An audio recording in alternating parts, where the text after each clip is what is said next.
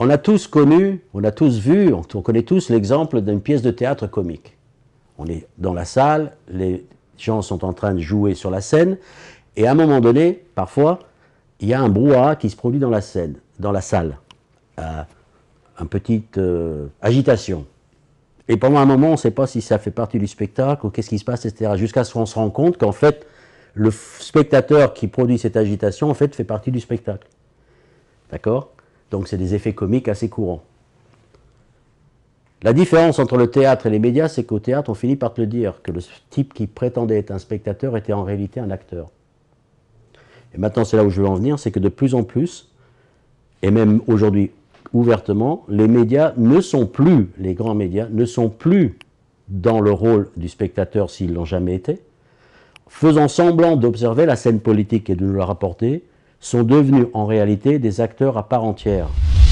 Dans les médias professionnels, ils commencent comme des professionnels et finissent comme des militants, alors que dans les médias alternatifs, ils commencent comme des militants pour lancer le média, mais ils deviennent de plus en plus professionnels au fur et à mesure qu'ils avancent. C'est-à-dire que la courbe de fiabilité commence légèrement au fur et à mesure commence à s'inverser, tout simplement.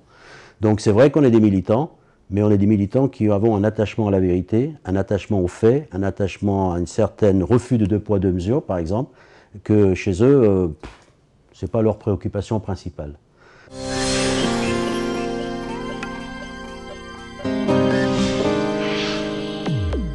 Les gens se croient beaucoup plus tolérants, beaucoup plus ouverts, beaucoup plus sensibles à la vérité que ceux qui sont en réalité. Lorsque l'on tente, nous, dans notre média, c'est même pas des ouvertures, c'est juste une introduction logique d'un point de vue dans une condition, dans des circonstances données, et on se rend compte que les gens réagissent parfois avec violence, et on t'accuse d'être pro, je sais pas quoi, alors que c'est de l'information, en fait.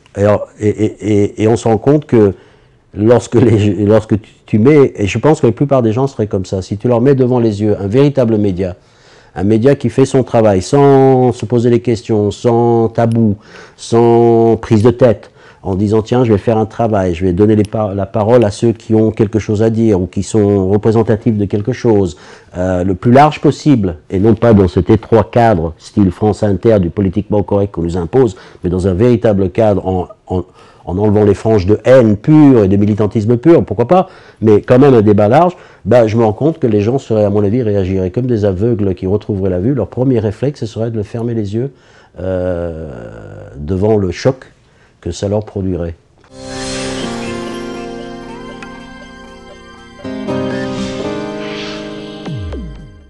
Une des premières lois mécaniques, c'est la vitesse de l'information va à l'encontre de la vérité. Plus l'information va vite et plus elle est fausse. Il y a une règle incontournable, une contrainte physique, mécanique, qui pour moi, qui est que le mensonge s'accommode parfaitement avec la vitesse, alors que la vérité exige du temps. Je constate, logiquement, que si la vérité est compliquée à trouver et que le mensonge est facile à énoncer, à formuler, il s'ensuit que détecter un mensonge est quand même plus facile que de trouver la vérité. Donc, règle numéro 1, détecteur de mensonges à mettre en place. Alors, comment est-ce qu'on fait pour mettre en place un détecteur de mensonges, sachant que le détecteur, c'est notre cerveau, et que c'est notre cerveau qui est justement victime des mensonges. Donc, c'est paraît être un processus assez compliqué. Et comment savoir qu'on ne sait pas? Et comment détecter, etc. Donc, moi, j'ai intuitivement mis en place un mécanisme dans mon esprit qui vaut ce qu'il vaut. Je suis parti de l'image des astrophysiciens quand ils examinent le ciel. Ils nous parlent de ces objets célestes qui sont des trous noirs, qui par définition, les trous noirs duquel rien ne s'échappe, même pas la lumière. Donc, par définition, on ne peut pas les voir. Donc, comment on sait qu'ils sont là puisqu'on ne peut pas les voir? Donc, comme ils font, c'est qu'ils le détectent par le comportement des objets environnants. D'accord? Lorsqu'un objet environnant se comporte de manière inhabituelle, ils savent qu'il y a quelque chose là qui est en train de le influencer ça. Donc voilà un trou noir. Il y a ce qu'ils appellent un trou noir. Ok. Maintenant, il s'agit de détecter les trous noirs de l'information. C'est-à-dire que si tu n'es pas capable de détecter un mensonge tout seul, c'est des comportements et par des comportements inhabituels auxquels il faut faire attention que tu vas finir par repérer le mensonge médiatique, le trou noir de l'information. Alors je les ai classés intuitivement en deux catégories. Il y a les premiers que j'appelle des comportements atypiques, ou des comportements contre nature. Alors le comportement atypique, c'est quoi? C'est lorsqu'un journaliste ou un journal ou un média viole ses propres lois. C'est-à-dire que tous les médias fonctionnent un peu, grosso modo, si tu commences à discuter avec un journaliste ou si les lecteurs commencent à écrire à la rédaction pour protester, ils vont te répondre, nous, c'est simple, nous, on est pour l'équité du temps de parole, on est pour l'objectivité, etc. C'est ce qu'ils disent tous. Mais force est de constater que dans certains cas, mais il faut se fixer là-dessus, que dans certains cas, ça ne les touche pas plus que ça. Exemple typique que je présente souvent, pendant la guerre en Irak, contre lequel la France n'était pas en guerre, est-ce qu'on a entendu ne serait-ce qu'une seule fois, une seule, un interview de membres de la résistance irakienne contre l'occupation américaine? Jamais. Comportement anormal, ça aurait été d'un autre pays, on l'aurait entendu. C'est un comportement atypique. Donc, il y a quelque part là, c'est comme un capitaine d'un navire qui fait semblant de maintenir le cap, mais qui discrètement fait changer sa narrative. Il faut le détecter en disant, eh oh, mais qu'est-ce qui se passe là? Vous n'êtes pas en train de respecter vos propres règles. Il va dire, mais si, mais quoi, de quoi vous parlez? Il dit, mais vous ne l'avez pas interviewé. Ah. Et donc il y a un problème, c'est qu'il veut éviter un mur, il veut éviter quelque chose. Donc ça se désigne, ça ne révèle pas la vérité, mais ça te désigne un mensonge en cours, d'accord? Et puis il y en a d'autres comme ça, il y a les...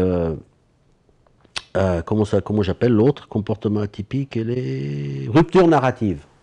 Alors les ruptures narratives, ça c'est difficile à détecter dans un premier temps, parce que tellement lorsqu'on est collé aux informations, et on n'arrive pas à les détecter. Mais il faut en fait prendre un certain détachement, et lorsqu'on prend un détachement, lorsqu'on se détache des médias, les ruptures narratives deviennent cruellement évidentes. Une des fameuses ruptures narratives historiques des années récentes, c'est les talibans en Afghanistan. Il fut un temps où c'était des héros. On les présentait aux informations, on les présentait à la télé, littéralement d'une image dont je me souviens, avec un soleil couchant et un taliban avec une lance-rocket Stinger sur l'épaule, avec un soleil couchant derrière lui, en train de prendre la pause. Et un jour, ils sont devenus des ennemis. Si je pose la question aux gens, quand est-ce qu'ils sont devenus des ennemis et pourquoi précisément, ils n'en ont plus aucune idée. Mais ils se souviennent effectivement, en y réfléchissant, parce qu'il faut les obliger à y réfléchir, qu'à une époque, ils étaient les méchants et qu'un jour, ils sont devenus des héros. Alors, ils étaient des héros et qu'un jour, ils sont devenus des méchants. Donc, c'est une rupture narrative des plus classiques. Et on en voit comme ça assez régulièrement, il se passe des choses comme ça dont on ne parle plus et que la version a changé. Et les gens... Le meilleur moyen souvent de le pointer du doigt, c'est simplement de rappeler aux gens, de les obliger à réfléchir sur une certaine image du passé. Et les bribes d'informations leur reviennent, mais tu te rends compte qu'en fait les gens ne sont pas spécialement attachés, ils gardent juste une image, et c'est généralement la dernière image qui est imprégnée. Donc lutter contre la désinformation, les ruptures narratives et les comportements atypiques sont en tout cas des sonneurs donneurs d'alerte, des lanceurs d'alerte intellectuels qui permettent de se dire « Ah, il se passe quelque chose ». Ça consiste en grosso modo à prendre un événement et à inverser les acteurs en disant « Que diraient les médias si ?» Que diraient les médias si les manifestants étaient au Venezuela, étaient en fait des communistes en Angleterre pendant un mois, que diraient, etc., etc. Et on verrait que, en fait, rapidement, et on se rend compte rapidement que leur opinion changerait de tout au tout. Donc ça, c'est un autre élément qui permet de détecter le mensonge médiatique, en tout cas le trou noir de l'information, c'est le deux poids, deux mesures et l'inversion des valeurs.